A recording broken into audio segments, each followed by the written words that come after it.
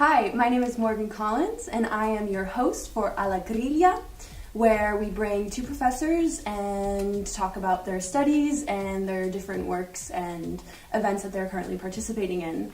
Today we have Professor Stefan Sorgner, Professor of Practical Philosophy and Bioethics, and we also have Professor Brunella Antomarini, Professor of Aesthetics and Contemporary Epistemology. So to start this night off, I'm going to ask both professors what courses they offer and which they enjoy teaching the most. So, Professor Brunella? I offer philosophy of art and contemporary philosophy, modern philosophy once in a while, ancient philosophy once in a while. Nice. And Professor Sorgner? Yeah, I basically offer all the courses related to practical philosophy, in particular ethical courses. And the other focus is when ethics relates to emerging technologies. And there's a great range, obviously, of technological issues from bioethical ones, AI, cyborg issues, but also wider issues concerning aesthetic implication, ontological implication of emerging technologies. So, both of you are professors of philosophy. So, we would like to know who was the philosopher that sort of inspired you to look more into the subject and delve more deeper into philosophical understandings? Currently, I work on Peirce. Actually, it's not only currently, but Peirce is one of my reference.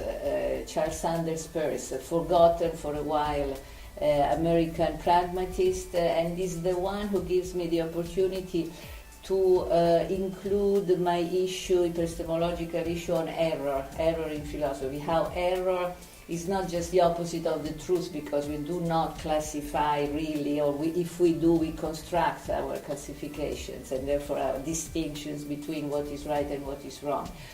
Error is there to trigger the step toward the truth.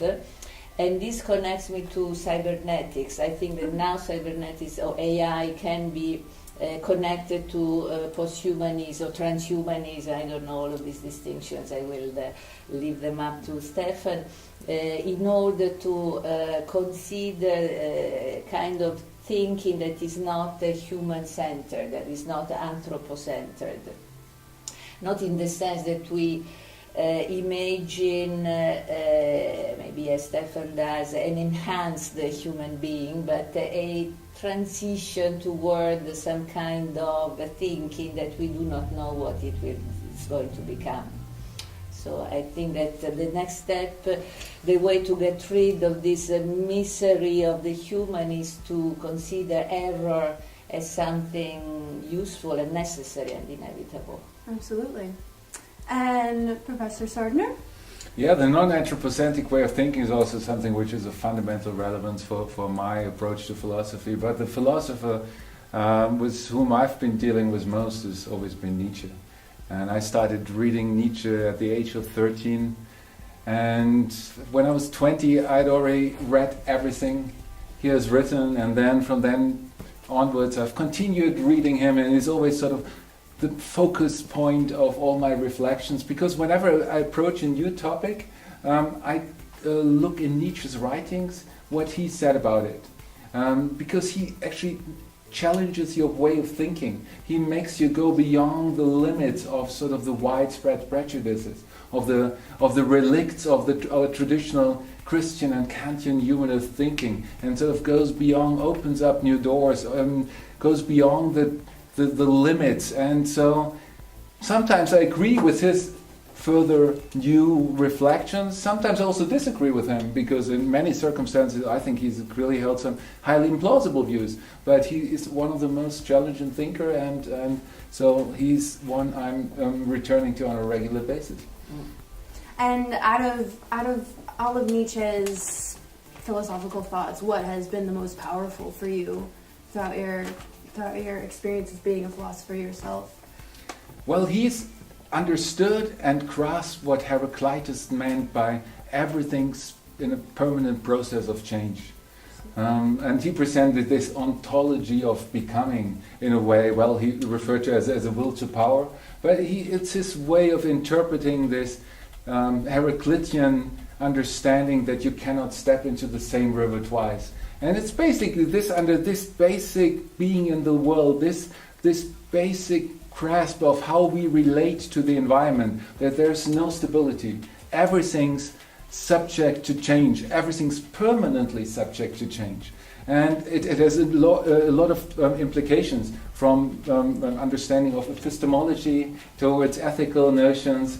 In epistemological perspective, it would be his perspectivism, for example, which is extremely powerful. That all our judgments are merely interpretations. And on that basis, we have to get rid of the basic tasks of what philosophers had been trying to do from Plato up until Kant, that we can actually get a grasp of the truth in correspondence to the world. That's the goal which we need to abandon. But then the question remains, what is being left? What can we still do? What can we still grasp in the world in which there's no more stability? And that corresponds to my own way of dealing with the world.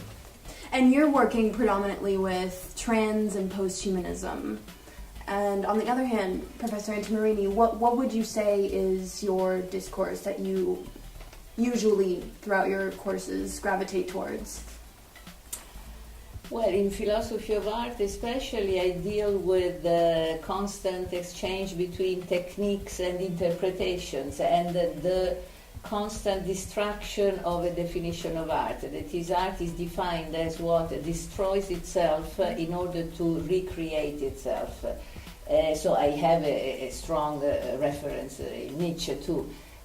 However, I don't think that interpretation and perspectivalism is a kind of subjectivism. Maybe you read Nietzsche differently. It's not a matter of enhancing or glorifying interpretation. It's a matter of living or being let alone with our interpretation. What matters is not the freedom of interpretation. I find it's a kind of 20th century that is ancient view. Interpretation means that we have to surrender to the appearances. This is the greatness of art today. This is the legacy of the avant-garde. So I focus on the avant-garde, but in order to arrive to the avant-garde, I start with Baroque. Baroque is the moment in which everything is blurred, everything stable, as you say, is blurred. There's no point of view, no linear perspective anymore. Multi-perspective, play games with techniques, and today, of course, the young artists use new technologies. So this is one point. Contemporary philosophy, I focus on systems theory and cybernetics in a point of convergence, which means that the effect retracts on the cause. Anti-causalism, which is also Nietzsche as a pathfinder, that is, we do not know things according to the causes, but we know things because we know the effects of things. What we really know is how the effects change, modify the causes. This, how can I say, systemic, that is interaction between different systems. Example, maybe we create computers and then computers create us. Computers recreate us. We are kind of natural beings who use technologies as always, as animals do, but the technologies modify our identities. So this I usually art defines itself as what resists the environment and enters the environment, and then has to defend itself from the environment. Okay, so all of these are convergences, methodological. Wow, it's absolutely amazing. It's very interesting. So you're dealing with the philosophy of art and beauty, and you're more dealing with sort of technology, future, and overcoming, I mean both in a sense, are overcoming this sort of Renaissance understanding of the human. Do you think that the philosophy of art and beauty has a place within the trans and post-human discourse? What Brunella is actually talking about, that's very post-humanist in the approach. So there are many connections to Donna Haraway, Catherine Hale's approach and understanding of philosophical issues and how they come up in the arts. And that's what what post and transhumanists are talking about is basically what is happening in the most exciting field of arts as well. I mean, not only in one specific discipline of arts. I mean, not only in the visual arts or in film, but it's from in new media arts as well as in new ways of even bioart, which is a new discipline of art which is being created now using the technologies in order to create living beings as works of art. Now sometimes the work of art is no longer an organism, but it's actually a living object. So suddenly new types of reflections come in. So what if the living organism dies? Is the process of decay still part of the artistic process, or does it stop being a work of art? How should we deal with these new technologies if we use gene technologies in order to alter the genetic makeup of a rabbit? It also is it sort of animal rights issues come in. So it's really an area where the impact of emerging technologies deals with a new understanding of what counts as art, but as well as with ethical issues and wider issues concerning how we want to politically deal with them. Okay, so on the opposite end, so Professor Sorgner, he's dealing with clearly post and transhumanism. My question to you, Professor Antomarini, is whether or not you are a trans or post-humanist. I have no idea. Maybe Stefan will find out. Fine. Now I'm writing an article in discussion with Stefan's essay in a book about Nietzsche and transhumanism, so I'm in active interaction. I don't define myself as trans or post. I don't actually recognize, concerning classification, can we really classify? I find that you can enter the field, which is very, very lively, differently from many other academic fields which are really moribund. This is really lively, exactly because, as Stefan shows, it is a multidisciplinary. It can have many different levels and layers that overlapping, contrasting one another, and this is the life of philosophy. So I will attack probably Stefan, not in the sense. I will attack in the sense that. So maybe we can start a discussion about that. Posthumanism is very important now, on condition that the notion of enhancement doesn't become a new humanism, because enhancement makes me think of progress, capitalistic, the myth of technique, 19th century myth of technique, makes me think of the multinational type who goes to Africa, corrupts the dictator, the socialist dictator of the case, persuades the African people who don't care about being enhanced, they only want to grow their beans. But he says, no, give me your land because you will be enhanced by that. Okay, so this could be. Doesn't mean that we have to defend the human, because the human was so disappointing. We have made such disasters, especially men, especially men. So it is also a masculine and muscular humanism that needs to be overcome. So maybe by the feminine. The feminine can be another class that needs to be overcome too, because the feminine is. Are women better than men? I'm not so sure, but for sure we should go beyond these kind of distinctions. Therefore, if post means the optimism of the will, as Gramsci said, that's wonderful, and Stefan is typical. Enthusiastic, optimistic, but at the same time, how can we avoid those risks? I mean, sort of what you mentioned is actually a strong part of what posthumanists are dealing with. Sort of the standardized paradigms, associations which we have with the notion of good and bad as being associated. The good as being the immaterial eternal soul. Bad is the body, this worldly. And as a consequence of our cultural history, it also had certain connotations. Rationality as being paradigmatic for the man, whereas the body as something of lower value, the emotions of identified with a woman. And so this is part of the humanistic paradigm which has dominated our way of thinking from Plato up until Kant, and this is what both of these traditions actually try to overcome. It's more strongly connected to posthumanism rather than to transhumanism, because actually in transhumanism one can see some of these traits is still that, and it's probably true that some of transhumanist approaches can be identified with a hyperhumanism. Basically, they're affirming the same type of goals as humanists did, but by using new technologies. So it's just like the idea of Superman on Viagra as an ideal of transhumanism. That's a particular transhumanist stance of which I'm very critical of. But you use the term enhancement a lot. Exactly, I love using the term enhancement, but I think one can use it in a way that it doesn't have to imply standardized Renaissance ideal of human being. For example, someone who changes sex could be seen as an enhancement, as a part of a bodily modification.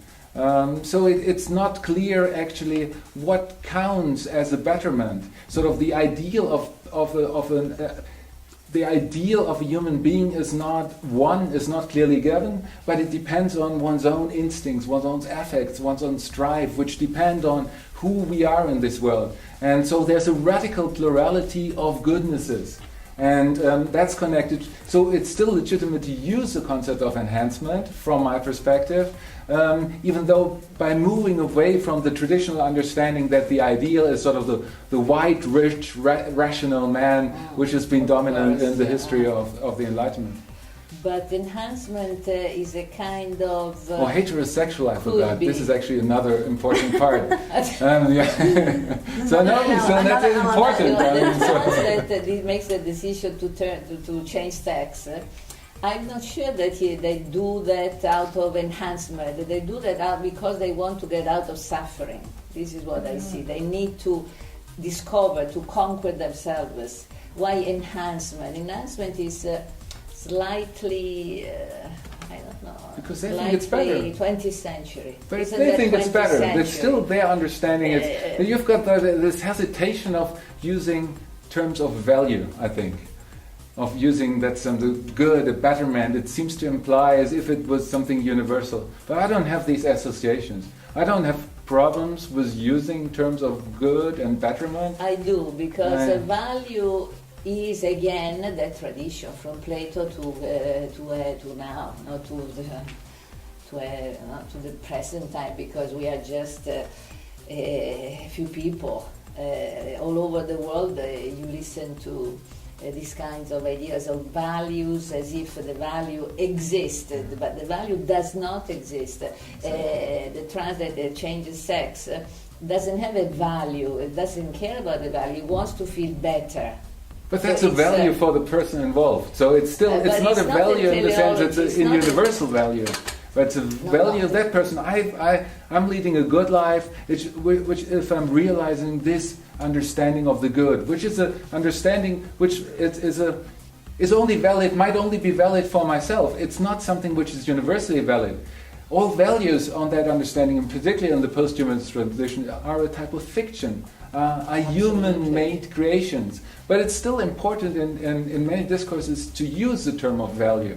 So Yes, but I think that value might be replaced by Spinoza's conatus. I'm writing a paper on Spinoza for a Festschrift. Conatus is more cybernetic. Okay, so this idea that I'm pushed to conquer myself rather than I see the value somewhere. This is very post-humanist. That's what most of the critical post-humanists are actually doing. They try to move away from all the value discourses. Stop. Unfortunately, so they actually. I think this is actually an element where the post-humanists can benefit immensely from the transhumanists, whose discourse is very much focused on sort of applied ethical debates on the notions of what values consistent. Because when we deal with legal framings, sort of in society, political, we just need to use the term value. it's inevitable, but inevitable doesn't mean that it's good. All right, and with that, we will conclude our first episode of Alla Griglia. Thank you, Professor Sorgner, and thank you, Professor Antomarini. As always, enjoy your week in the Internal City, and stay tuned for our next episode where we bring on 2 different professors to talk about their philosophies, their theories, and their current works. Thank you.